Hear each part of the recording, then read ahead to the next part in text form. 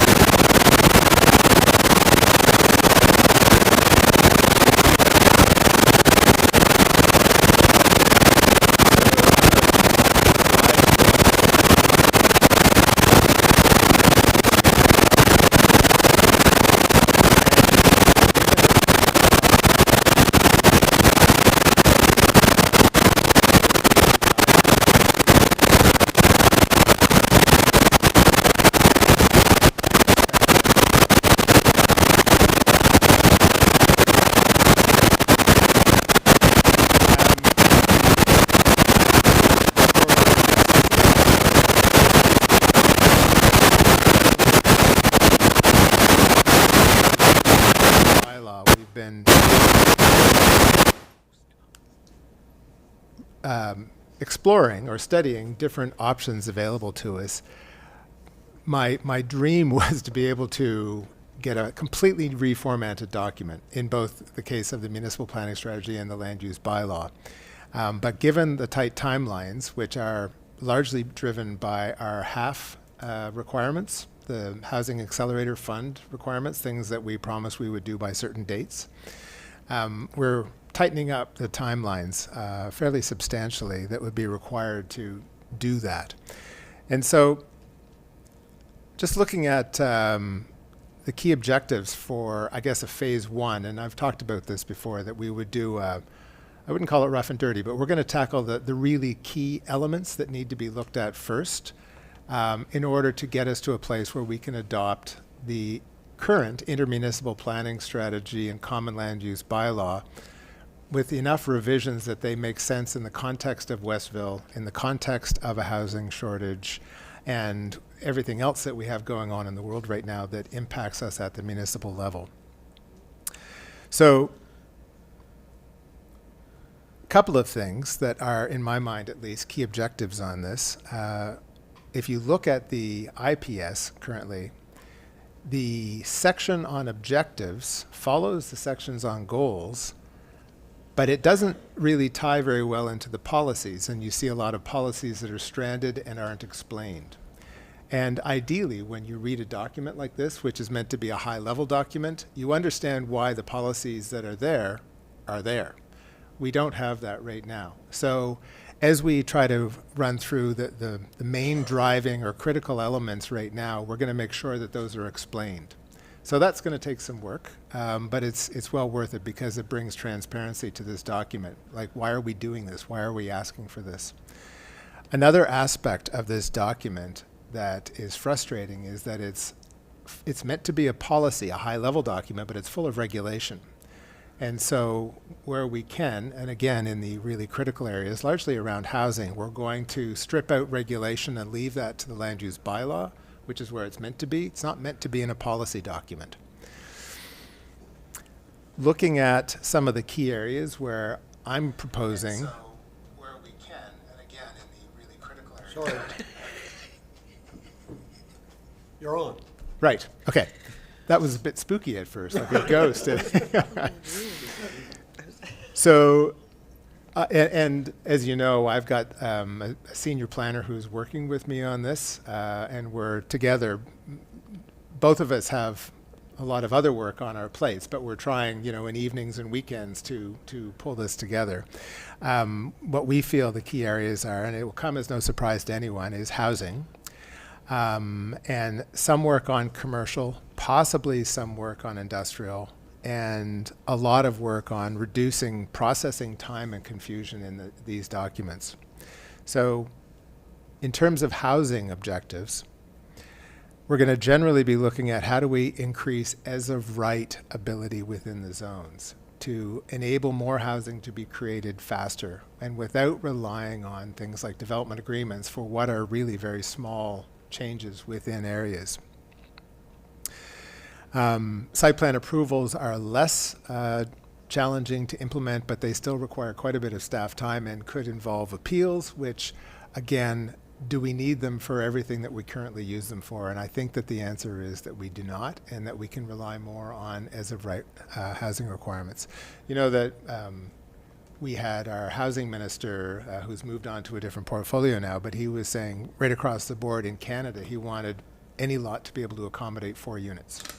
Now, I don't know that we're going to get there, but that was his stretch goal that he put out to Canada to try to address the housing shortage.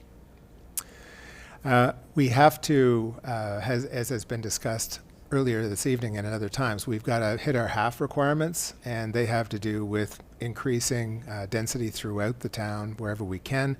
This helps us too, because to the extent that we can do it with infill, we're making better use of our sunk costs, our existing infrastructure that we've already paid for and are servicing now. We have to include our CDD legislation that we adopted a little while ago in the document, and we have to collapse our secondary planning strategy into the municipal planning strategy. Right now they exist as 2 documents, the intermunicipal planning strategy and the secondary planning strategy, the latter being specific to Westville. And that document actually, okay. That document, in my mind, is actually a better written document, although their focus was really on Exit 21. There was so much attention paid to that. And they talked a good talk in that document about housing and the need for a variety of housing, but the policy doesn't actually do what they said that they were expecting to be able to do. So we've got to tighten that gap up. We've got to have that kind of intentionality expressed in our document, and we've got to have policy and regulation that actually implements it. And currently we're missing a lot of that. Or actually we have things that actually hinder the ability to do the things that they said they were going to do. And the same for the downtown. They talk about wanting a great downtown, but then they say we're going to let anything happen at C2 or the C3 zone, even if it hurts the downtown. And if it does, we'll take a look at that, but then it's too late. The damage has been done. So that's why I've got on here that we should be taking a look at commercial too. Our downtown, we heard from our Dalhousie planning team that worked with us last fall. They had some great ideas that I think that we can include in the downtown work.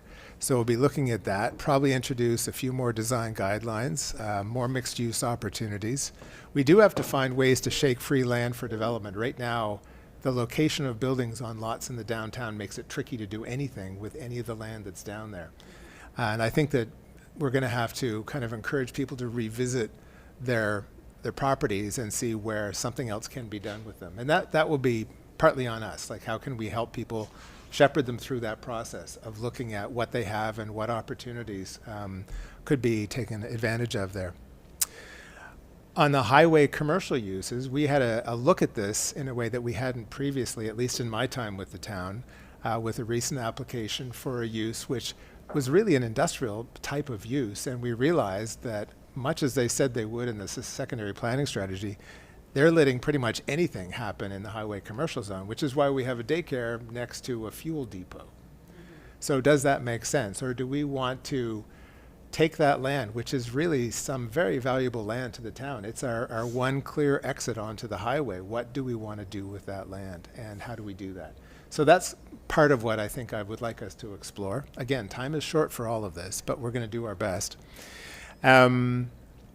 In the neighborhood commercial, now that was originally intended as something that would be when it was drafted a long time ago, a place where you had corner stores and things. Now, I don't think that any corner stores are operating still in Westville at this point. I think they've all closed. There are some zones for them and buildings that used to be those kinds of uses, but they've now succumbed to kind of current shopping patterns. So how do we use this? Do we reinvent this? Do we make it more about allowing an incubator function happen around the downtown core? So I want to spend some time looking at that. We've got a thing called a commercial business park zone. Nothing has happened in that, just like very little until just very recently happened up at Exit 21. So I don't know that we'll get to that, and maybe it doesn't matter right now because nothing has happened in that area, but it's something that I think we should think a little bit about, and can it be collapsed into a light industrial zone, because they kind of look the same depending on what you do with them. The last thing I've got at this kind of overview level, and I've already talked about it a little bit, is what can we do about reducing processing time and confusion? Right now the document has statements that on the one hand seem to suggest that you can do certain things as of right, but then the very next provision says you have to do it by site plan approval or development agreement. And it's like, well, which is it? And it doesn't really clearly guide you to an answer on that. And so it leaves us open and someone acting as a development officer in a difficult position, like what do we apply here? Okay. So to the extent that we can find them, ferret them out, we're going to try to clean those up and ask this committee and council, is this needed? What do you think was the intention here? Some of them I still read and I'm really not sure what the intention was when I look at them, some of the policy statements. Mm. So phase one, and this is leading up to getting the Westville solution adopted. And so we can't do everything. We don't have a lot of time. So it will be about, as I mentioned, making sure that we have policy statements that have background where we need them on the key decisions that we're trying to make.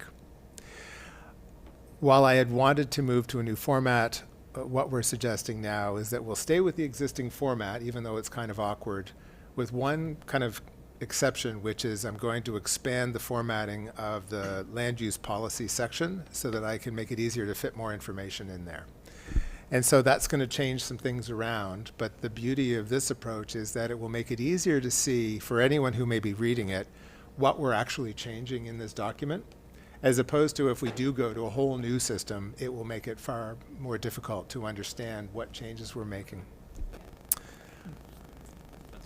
We've not really had in the existing document much inclusion of the Municipal Climate Change Action Plan or the Integrated Community Sustainability Plan, both of which were intended to be introduced into these documents when they are complete. The work just didn't happen. So one of the things we're doing right now is looking for, within those documents, the statements that should have been in some fashion implemented through planning, to see what we need to insert there. We're also missing some things around obligatory planning requirements. Like, for example, our mapping would suggest there are no wetlands in Westville. Now, obviously there are. If you drive down Campbell Road, there's big wetlands on either side of you, for instance. And if you look at, there's a website that you can go on that the province has that showcases some of them, although not all the ones, which is interesting. It's missing some. So that should be there, and they should be mapped as wetlands.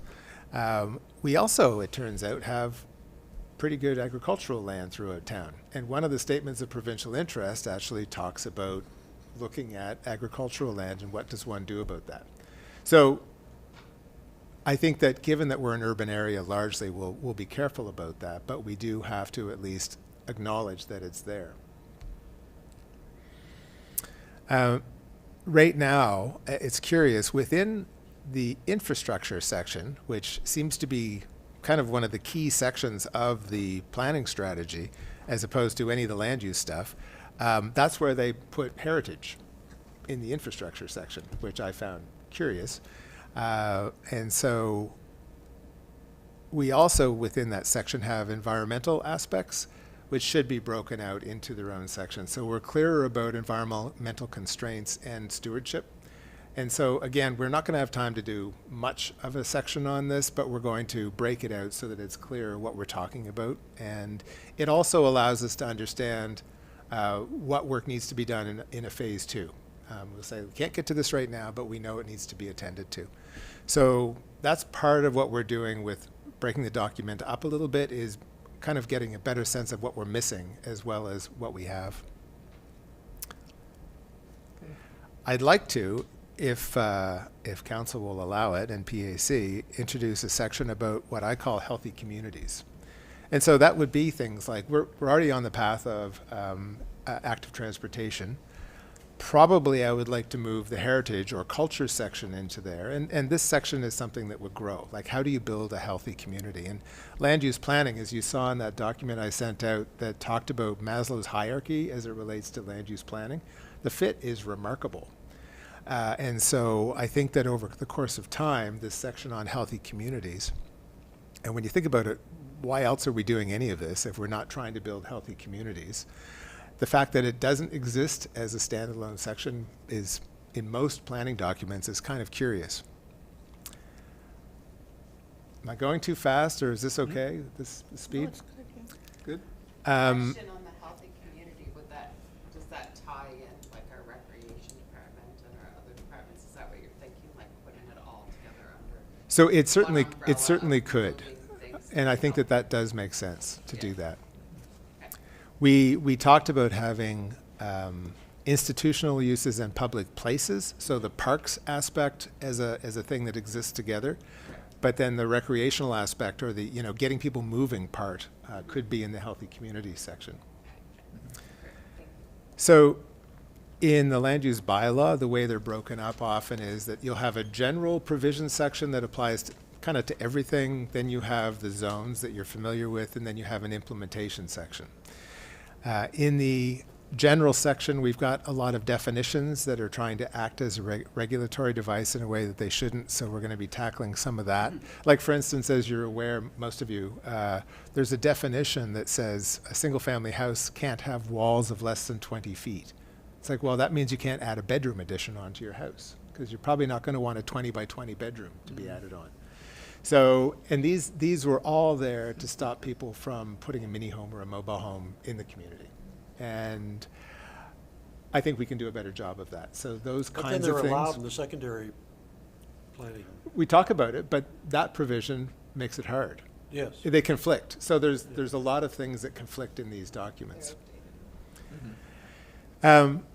We also, within the regulation section, have overlap between site plan approval and development agreements, which makes report writing on those more time consuming and confuses people who are applying for them. Did you know that we allow kennels in the R1 zone with 0 provisions? Yeah. Like, there's nothing, it says you can have them, but it doesn't say how you can have them or how many dogs you may house or train or whether they're inside or outside. Nothing that you might expect to be there. Okay. So, Not just for your family pet, no.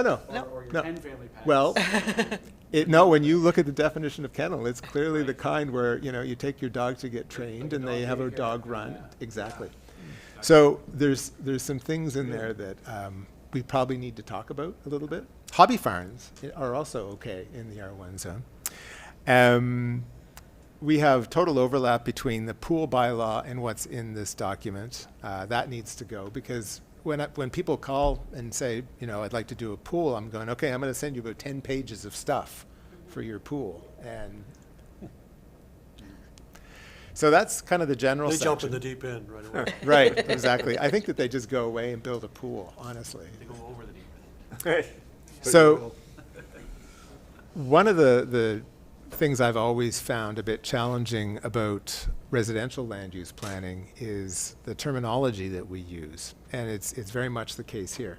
So we have this thing that we call currently R1, we have R2, we have R3, we have RR and R5, but they're called like residential single unit, but you can have more than one unit. So it's not really a residential single unit, but that creates a false impression on the part of people. They think that's what this zone means. And it's part of what creates a challenge when you are trying to, provide housing, particularly gentle or kind of missing middle housing, the kind that you can sneak in all over the place and you all of a sudden have, 30% more housing units in your community and everything still looks the same.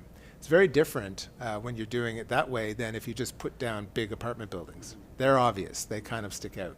Whereas when you slide them in garage suites and little garden suites or additions to houses, you kind of don't know they're there.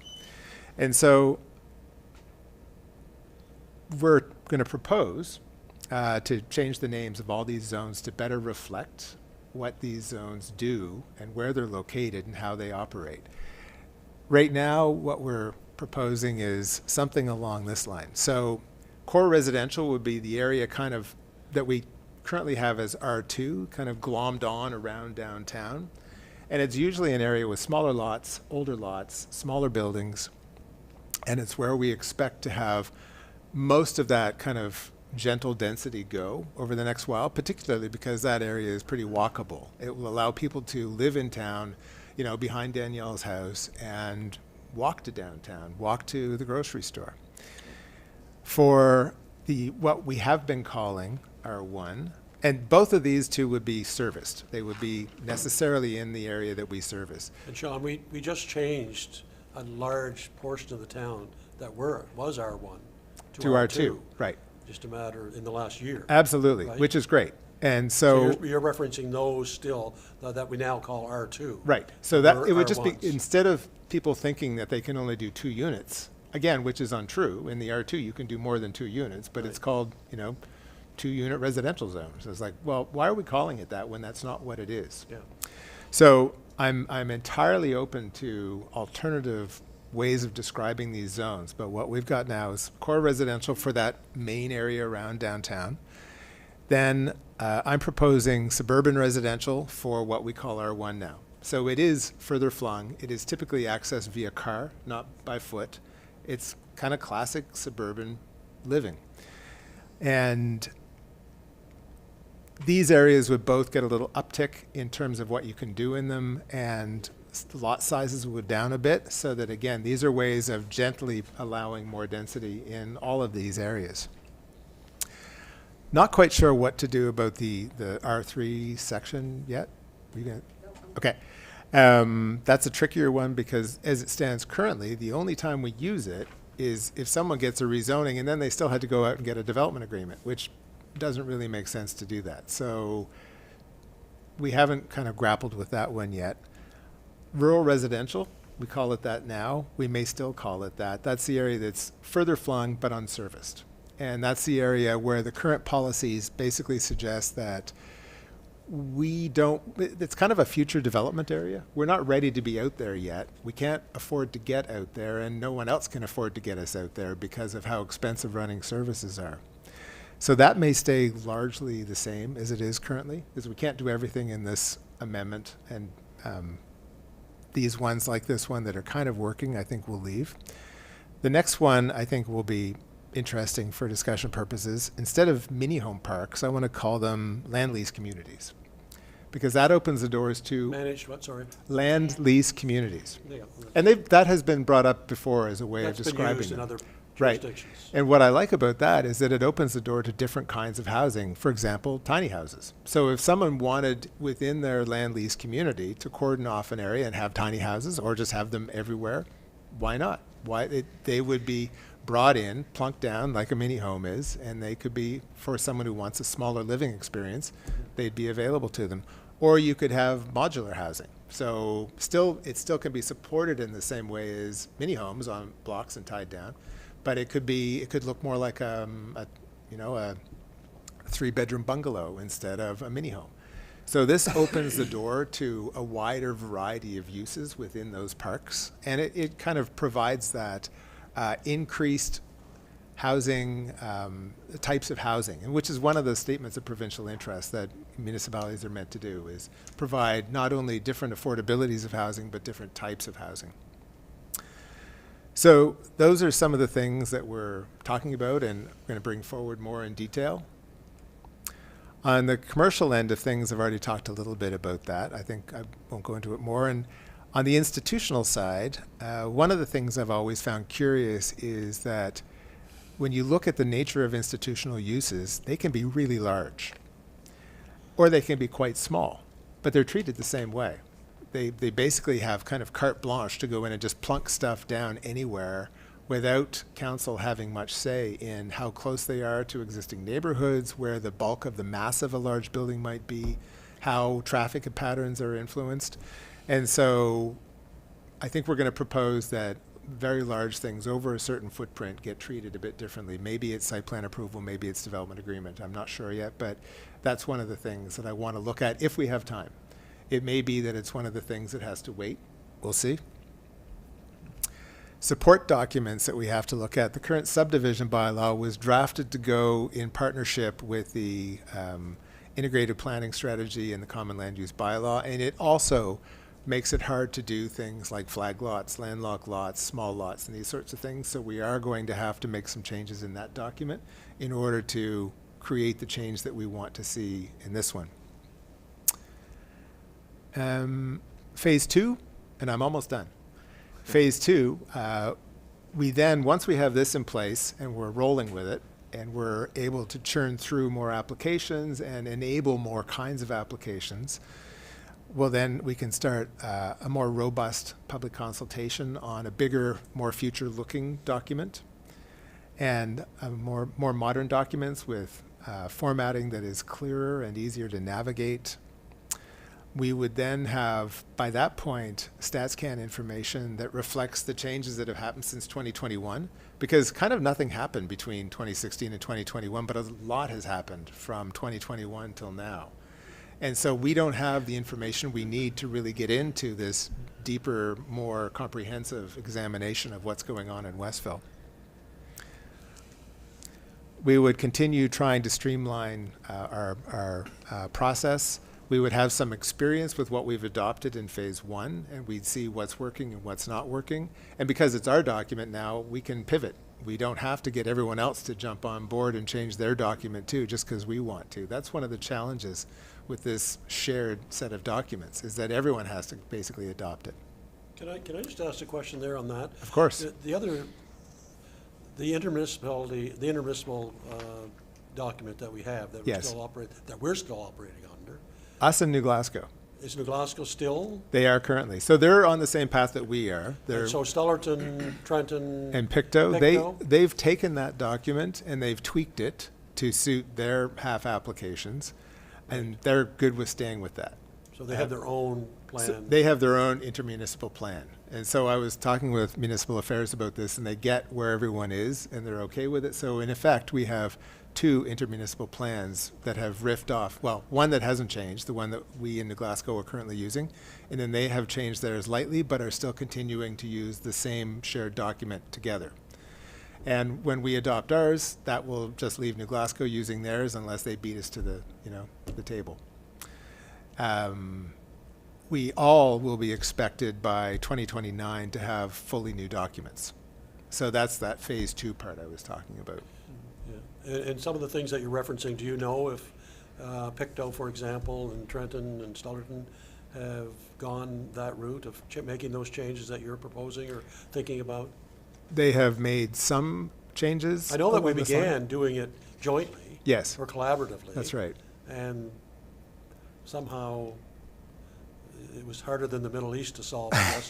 We walked away and said we'll do our own. Is that fair to say? I think that's fair to say, and I think Or that everyone said that. I think that Westville is just they're interested in taking things a step further than Yeah, the I think we're in a 310. different situation than the other ones. But like, as much as we want to collaborate, and we do, and cooperate, obviously, we have some uniquenesses about us here in Westville that Absolutely. that make it more reasonable that we do our own. We don't, we have situations in town that are unique. Well, for example, we have a lot of land that's landlocked. Right. And so it's in the core of the community. So Right. we are absolutely going to, I believe, want to. We don't have a you know, harbor. We don't have a harbor. Or a river. We don't have a river. So unfortunately. Although then we don't have big floodplains either. So Mr. Chair, I just want to go back to something, if you don't mind, for one second there. You spoke about phase 2, so I just want to roll back into kind of the phase 1. I guess my biggest question, well, there's a couple pieces there, so I'm glad that you identified that you are planning on tracking the changes in the land use bylaw, like that's huge, you know, that has to be done, because obviously there's a lot of moving pieces, and, you know, even just going through it today without any visuals, you know, making notes, it's good, but wanna see the changes, wanna see the proposed changes and the rationale. And it connects to kind of the biggest chunk that I pulled out of today so far has been it's not just renaming the zones, like we're not just renaming it by definition, like that seems to be the fundamental change in this land use bylaw is going to be kind of what the as of right permitted usages are going to be with these different, you know, zones that we'll call them. So I guess my biggest question is, go forward is, what do other municipal units use as descriptors? Is it the like the R1, the R2, the R3 commercial? Like, I don't know where they came from, so if we're going against the grain with what other municipal units are using in this province or even in Canada, you know, we want developers to be able to speak the same language when they're working in Truro and come to Westville and all of a sudden got to decipher, well, I don't know what an R1 is versus an R2. And I don't know, so it's more of a question. I don't know what others are doing. Sure. I think that what we're proposing to do in terms of moving away from those numbers were in place for a very long time and did actually stand for the things For that the they things that- suggested, yeah. right? Pretty simple, yeah. Right. And it's exactly why many municipalities are moving away from that now, because it just confuses people Yeah. to continue to use those, given that everyone thought, well, R1, we know what that means. It's like, well, you kind of didn't. Yeah. No, and that's totally fair too. So it is, you know, it's not just a definition correction or a naming convention. The other piece is it's a material change in what's going to be allowed through the zoning is kind of the other piece that I'm kind of picking up here, that it's not just going to be changing R1 to this. It's going to be changed to this with, you know, various changes within what is permitted, what isn't permitted. So my last question that ties it all together, that's a fundamental change in the entirety of the bylaw, essentially, with the zoning. What are our plan for public consultation and input for those changes, or do we have a plan? Because I know you talk about it, public consultation in phase 2. Oh, no, there absolutely has to be public consultation in this phase, but we have to get to a place where we're ready to actually put something out there. Oh, no, yeah, no, I get that.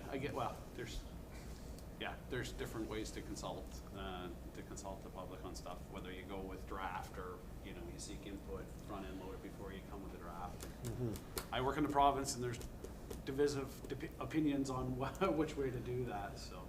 No, that's good. I just wanted to make sure that was my understanding of kind of what you laid out there for us with that.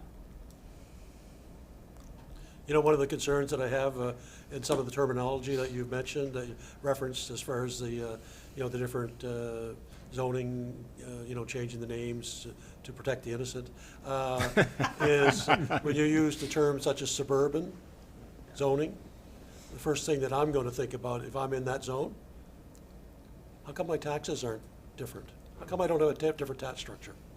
Because, you know. You mean higher. In the regional municipalities, there is different areas referred to as suburban or whatever, and the tax rates are different depending on where you live. The So lower the that's my only density, concern. the lower the Right? density, the harder it is to provide the services. So Right. if anything, they Should be paying more. could be paying more. That's right, to better reflect Maybe a what it hard costs to sell. service. If you look at it from being further away from the downtown core, right, you know, if that's sort of the The sort of- suburban, right. Yeah, you know, then, you know, maybe there's an argument then to be had that, well, I'm further away from the amenities that exist downtown. If they are, you know, we don't have a lot of them, to be very honest, right?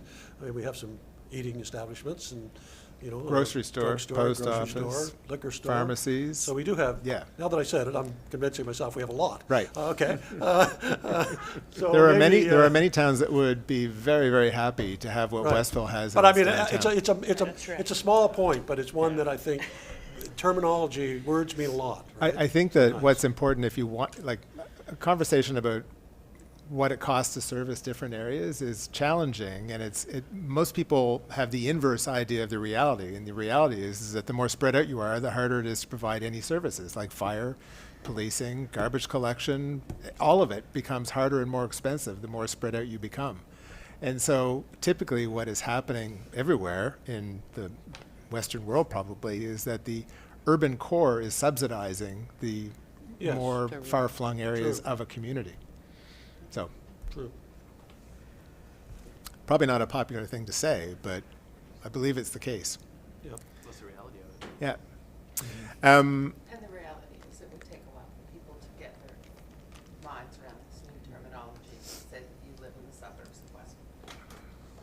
That's, And we don't have to use that. I have to tie something to it, and I want it to be something that actually is meaningful. yeah.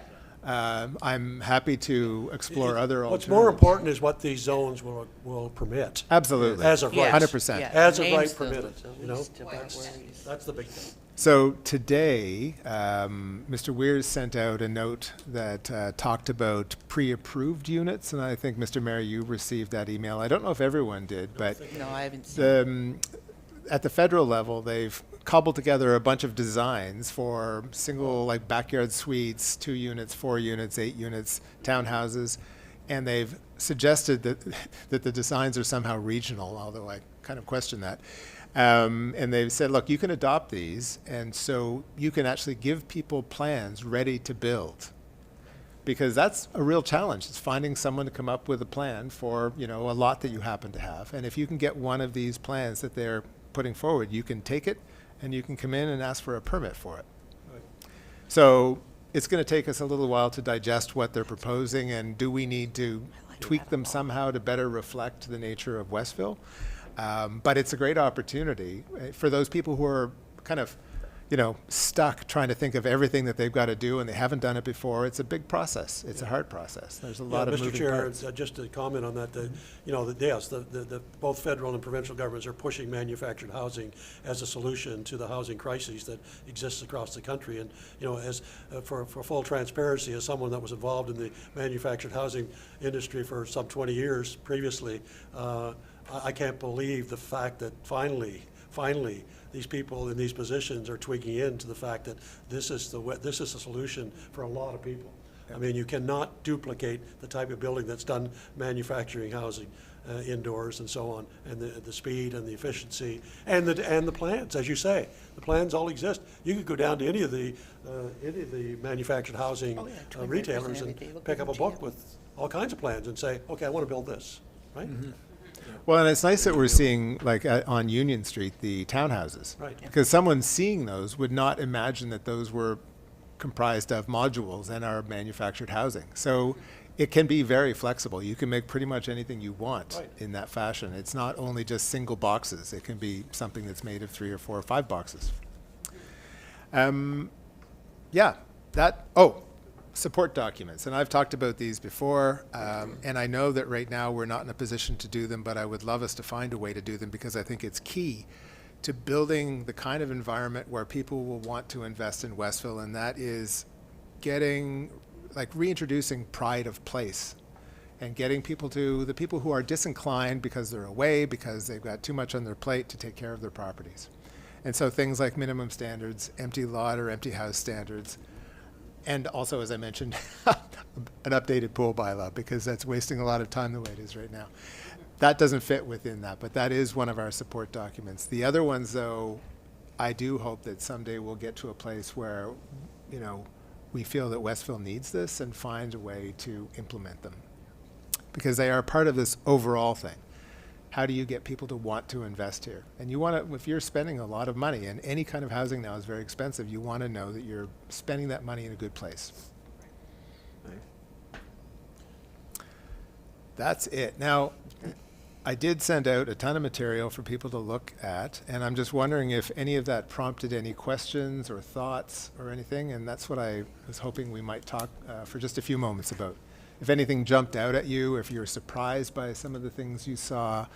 Max, I thought you would be very interested in the Main Street information, because a lot of what we all know about the Main Street was all there in that Yes. document. You know, they said all the things kind of that we need to do. So what, Mr. Chair, through you to Sean, a couple things jumped out to me. And number one, the fact that we're on the right track, because some of the things that were mentioned in that particular document from the 2020, Main Street look and focus that we had, public engagement that we had, a lot of the ideas that were proposed at that meeting, and it was that came out of one meeting over in the rec center just before COVID hit. I mean, on the, a week before, I think.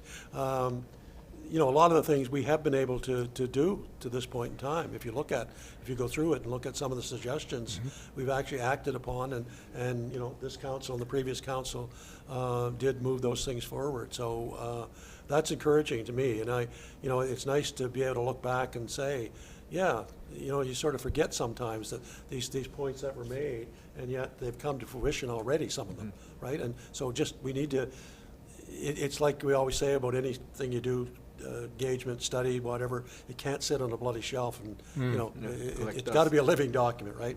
And so I'm glad that you sent that out just as a reminder, right? And I think we're on the right track when it comes to that thing. We just have to build on what we've already done to this point in time. And the other thing I was going to say was that the other one, there's some dated documents. The climate one was, 2006 or whatever, So lots of things have changed since then as well. So they need to be looked at again. And there is going to be another summit coming up, a climate summit coming I think, probably next fall. It's being worked upon now by a number of people in the county. There was one, we had one a couple years ago, I think 2023, at the Wellness Center, if I recall. And there's going to be a second one of those coming probably in the fall, I believe.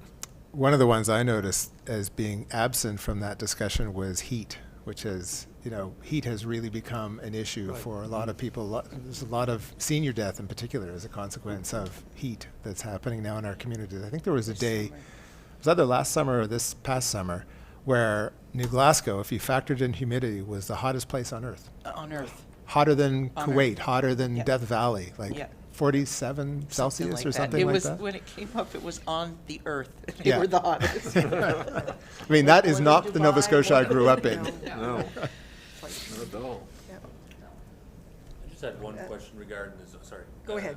Regarding the zoning, there looks to be about 3 M1 pieces of land in Westwood. What's M1? That's industrial. That's industrial. Yeah. Okay.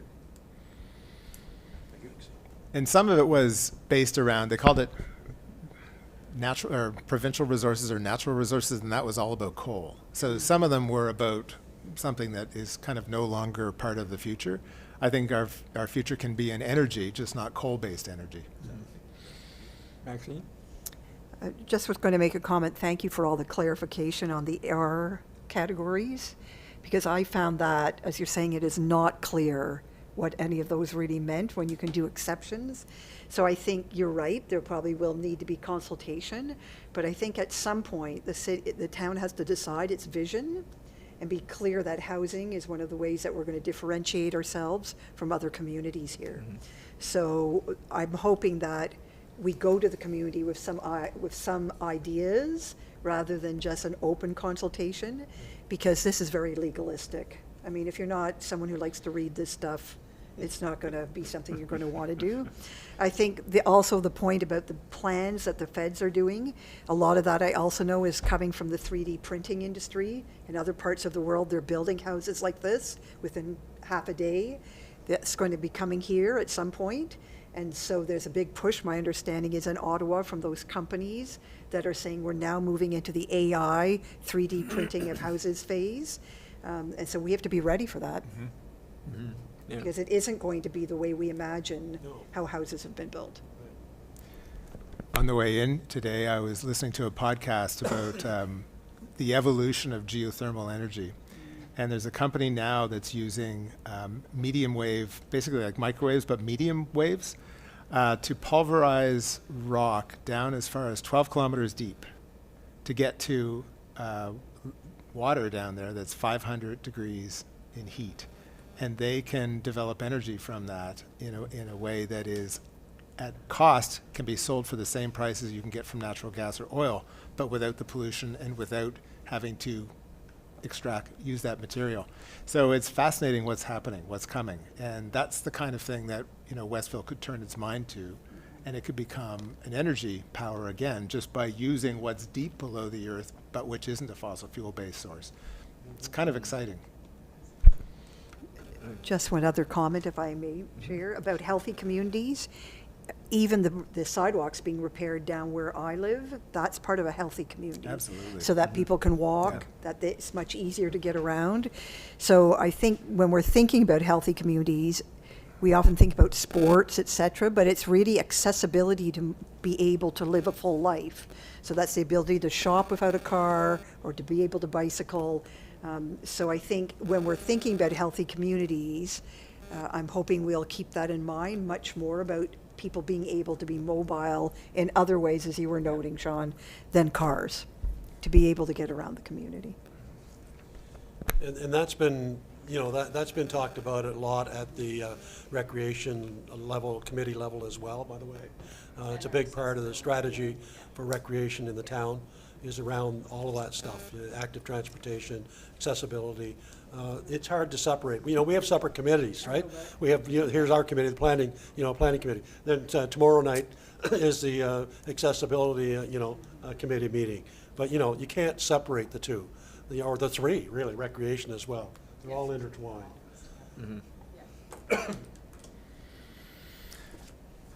All right, I think I'm done talking about that for this evening.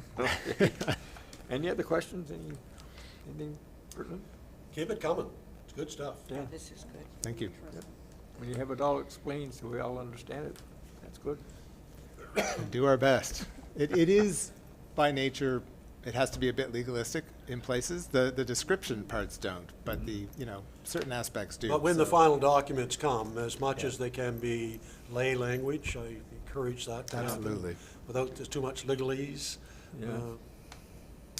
So, Mr. Chair, shall we Yes. move along? Continue on. On Updates? updates, just briefly on the Nova Scotia Power discussions, I think it was yesterday, received a document from the surveyor who looked at where the poles were placed in that property in question that we discussed at the last meeting, where somehow everything got placed in such a way that 3 units worth of development, possibly up to $1.3 million worth of development, wasn't able to happen. And I'm like, we can do better than this.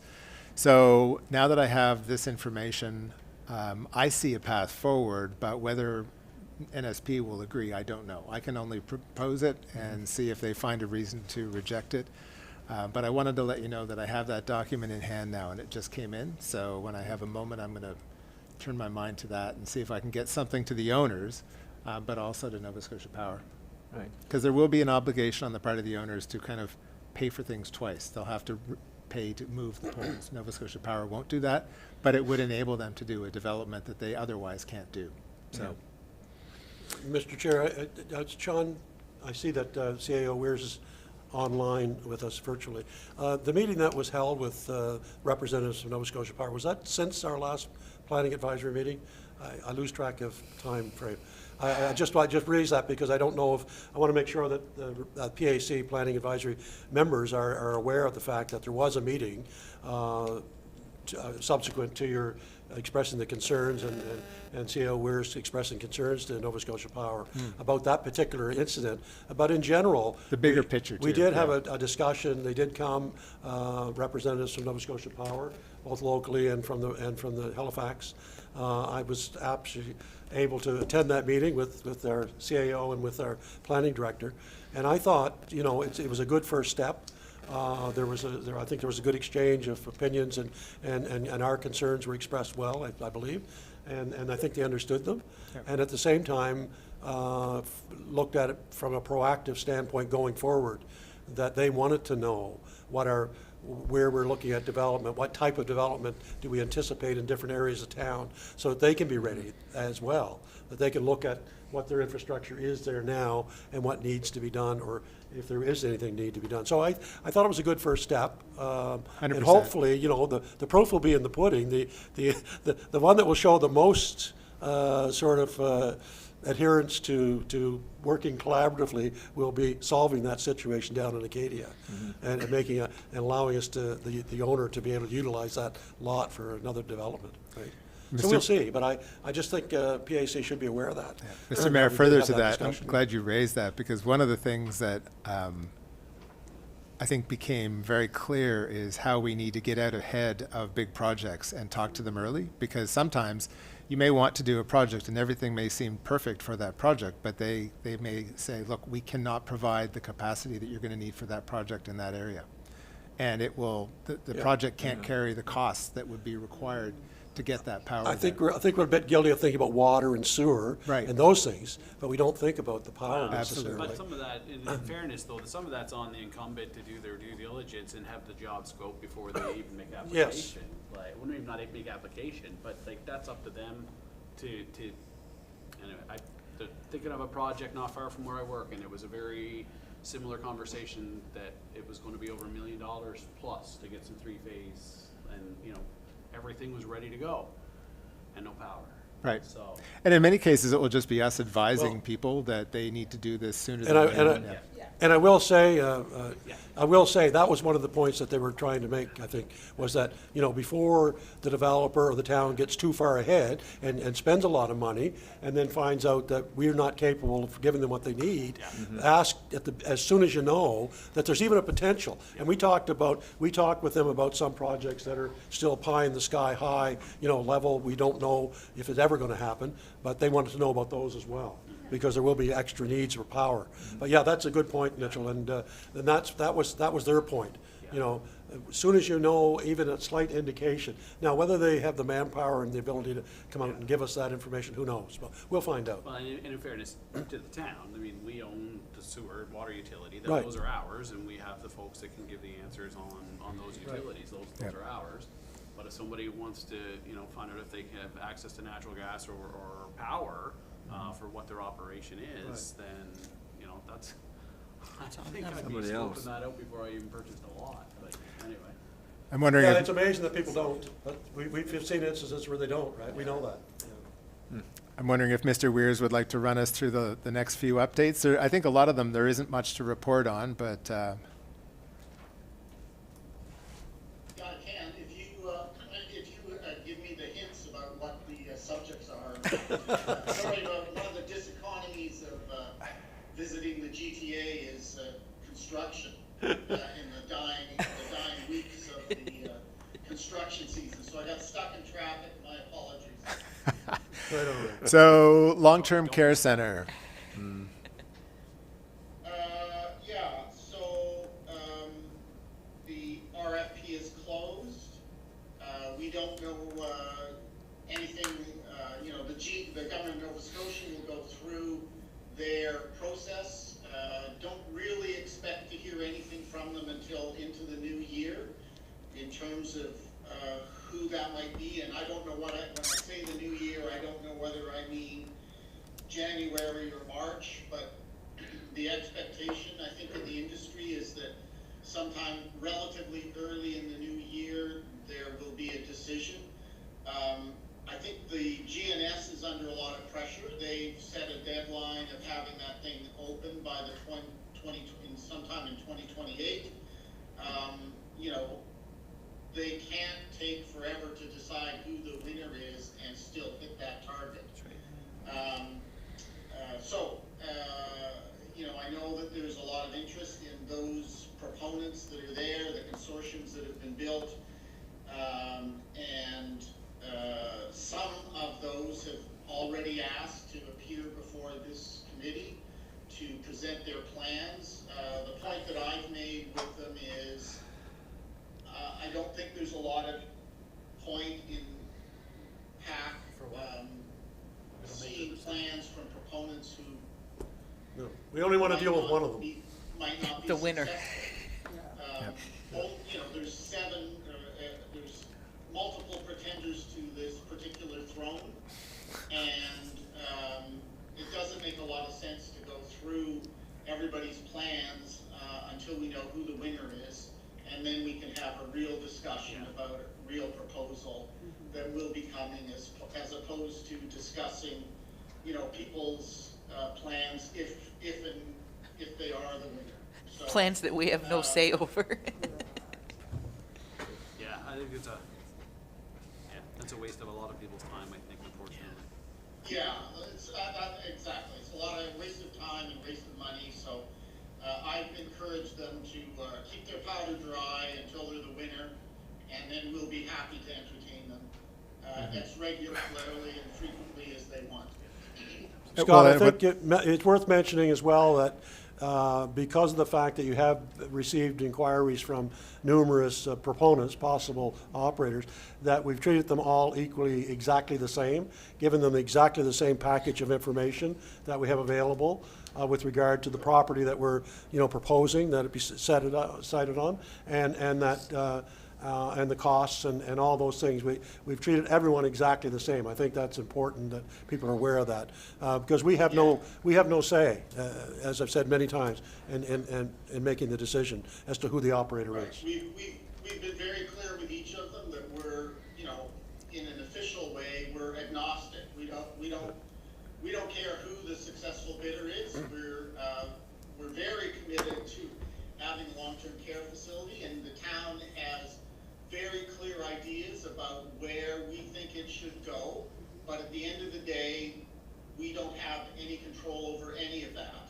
And that we'll work with whoever is the successful bidder to make whatever long-term care facility, wherever it's located in the town, a success, and make that construction process as easy, the permitting and approval and construction process as easy as possible. It requires good plans from the proponent. It requires us, the town, to be ready and willing to work with whoever the successful proponent is. And it's worth noting again, Scott, that that's exactly what we conveyed when it was requested by a couple of the proponents that we give them a letter to go in their package, basically showing support. That's what we indicated. We didn't specify anything special for anyone. It was a blanket letter, that we gave to whichever one of the proponents wanted to include it in their package. It was the same letter, and it was very high level and hit the points that Mr. Weirs just referenced. Yeah, in fact, we even sent it to those who didn't ask. Exactly. Yeah, we're being more than fair. You hadn't thought about this, but you should include this in your package. Yeah. So the next one on the list was the Shaw Drummond Compact Homes update, and the only thing I think that we know that they're now ready to get permits, that the subdivision has been implemented and is in place. They did come to us asking if there was a way they could do a double length unit to have 2 units. Someone wanted to buy a few lots and buy houses on them to rent, and they wanted to have them as duplexes. The challenge became that they were sufficiently long that they, toward the rear, were in the part of the site that sloped away, and that was going to cause a lot of consternation with respect to groundworks and supporting the unit. So that eventually went away, but we did have some, putting heads together, trying to sort out whether or not that was a good thing, whether it was permitted in the development agreement or not. And but they've decided not to pursue that. Mr. Weirs, was there anything else you had on There's that more one? land available over Well, there. the only thing is there was a request from Shaw today about whether there were permits required to undertake the infrastructure works. So they actually want to get the infrastructure laid, and so I've said I don't, not that I'm aware of, but I've copied Chris, so I've engaged Public Works, just in case they have some sort of process that I'm not aware of. But it sounds like they're ready to actually start to lay sewer line and water line in the very near future, in preparation for the first units being moved in, likely into the new year. So probably March or April of when the first units would arrive. They need to, I've encouraged them to apply for all 10 building permits at once, and I'm waiting with bated breath for that. Mr. Chair, through to Scott or Sean, that's an interesting point that I guess I hadn't considered. I mean, like, you can't get Nova Scotia Power to hook anything up without a building permit. And I understand we run a Junka pipe, I'm not sure how much there, but we're saying we don't require a building permit to start the utility process on a new lot? And I guess the question is if that's... I don't think right now we do, but, what we do require is notice to Public Works that something's happening, right? Interesting. I wonder what other municipal units do, and if that's something we, one way or the other, capture in what we were discussing Yeah, tonight maybe with it's the land something use we think about, bylaws. right? Yeah. Not trying to put any more Yeah, I burden, mean, but in the development community, often those sorts of permits are seen as to be crude about a cash grabs by municipalities. But they are, they're, at the same time, their mechanism, they require some administrative work. But they are mechanisms, with which municipalities determine or kind of keep track of what's going on where in the town. And, Westville in particular, but Nova Scotia in general, and Pictou County in general, we've lived through so many decades of essentially negative growth where it wasn't very hard to figure out who was doing what, right? When there's only 1 or 2 buildings going up a year, it's not a big challenge. We hopefully, he said, fingers and toes crossed, are moving into an era where there is more activity, and we probably do need to modernize our, building and infrastructure permitting process, or not permitting, but approval processes to match the speed or the breadth of development that's hopefully going to happen in Westville. and I guess my point to that is, and again, I'm not sure what other municipal units do, so I could be way out in left field with this, but I feel like that's some leverage. The cost aside in the permitting piece, to me, it's neither here nor there. And I know we've discussed user fees for, I forget what the term Development was, charges. But aside from that, we don't have a lot of leverage sometimes when it comes to non-conforming usage of properties. So they say they're gonna do something and then they turn around and do something else. And I know the water and sewer gets hooked up relatively soon and early on in a project. I'm just wondering if we should or could have a little bit of leverage with the building permit and hooking the sewer and water up, where we say we're not gonna give you sewer and water if you're not gonna play by whatever If you don't conform, yeah. we're laying out. And there's 1,000 different scenarios that could play out as to what that looks like. And I think no further than some folks we dealt with down the road that had access to.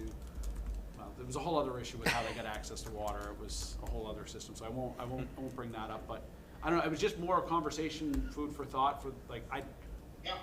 I didn't realize that we didn't do that. But then again, I've never built a brand new house, so I don't know what that looks like elsewhere either. That's a great point. I never really thought about water and sewer being like a stranded asset, like coming from previous life working in the gas distribution system. Lots of gas. People say, yeah, I want natural gas in my home. Put the gas in. It might not be activated within 5, 6, 7, 8 years, right? So it was brought in, so you want gas, you sign on the dotted line. You have 12 months to activate the gas line, or you eat the cost. We'll send you a bill for the cost of service. It could be $1,000, $2,000, $3,000, $4,000, but you don't have a stranded asset there anymore. So I don't know if that's legal to do with water utility or not. I don't know, but that's what I'm used to for stranded assets. So there are people that Right, live. yeah, there's a slight difference, I think, between water and sewer and natural gas. I mean, you can choose to put in a True. wood-burning fireplace Yes. as opposed to a natural gas-burning fireplace. You can't really choose not to use sewer and water, but, I mean, it's a good point, right? Yeah. That we need to think about that. There are people that are within town limits in Westville that are running on wells and not on town water, correct? Yes. For sure, Right? yeah. So that's something that we have to look at as well. Yeah. Yeah, I don't think we would approve a new one of those if there was water service in the area. Now, there are lots of areas of Westville where there isn't water service, let alone sewer service, right? So, you know, one of the benefits of having a spread out community is that you got room to grow. One of the diseconomies is you know, is extending municipal services. So, hearing a moment of silence, I'll jump on to the next one. Main Street initiatives. I think the main news there, and unless Scott has something else to add, is that we have selected someone to build the gazebo, and it's a nice timber frame structure, so it's going to be a fantastic addition to the downtown, I think. Yeah, and construction on that could start relatively quickly in a few weeks. And I think, given the nature of the building, that it should go up in a few weeks as well. It's not a 6-month build process. So I am anticipating that well before Christmas, there will be a gazebo there. Good. Yeah, so that's the only other. And the there other is thing is, Sorry, but there's plans for a promotional weekend there as well, Scott? Holiday market. Nice. Yeah. Anything more on yeah, that? sorry, somebody was speaking and I interrupted them. No, I just said anything more on the holiday market possibility? Just that, you know, it's starting in mid-October, so in a couple of, the 18th, which would be next weekend, I think. This weekend. It's this weekend then. Is the first one. Yeah. Yeah. And then they're proposing to do those essentially weekly through to the Christmas season, through to, you know, the end of December. And then, you know, it's going to be too cold and ugly for a while. So I don't anticipate much happening there between December and March or April or something like that. Once the warmer weather returns. Anybody know the date of our Christmas parade this year? No. Okay. So the next on the list was sale of town lots, and I can confirm that I just issued a permit for a new build on the Rundle lot, so that didn't take very long. Yeah, and I you know, we'll go through and look at other lots that can be released. I guess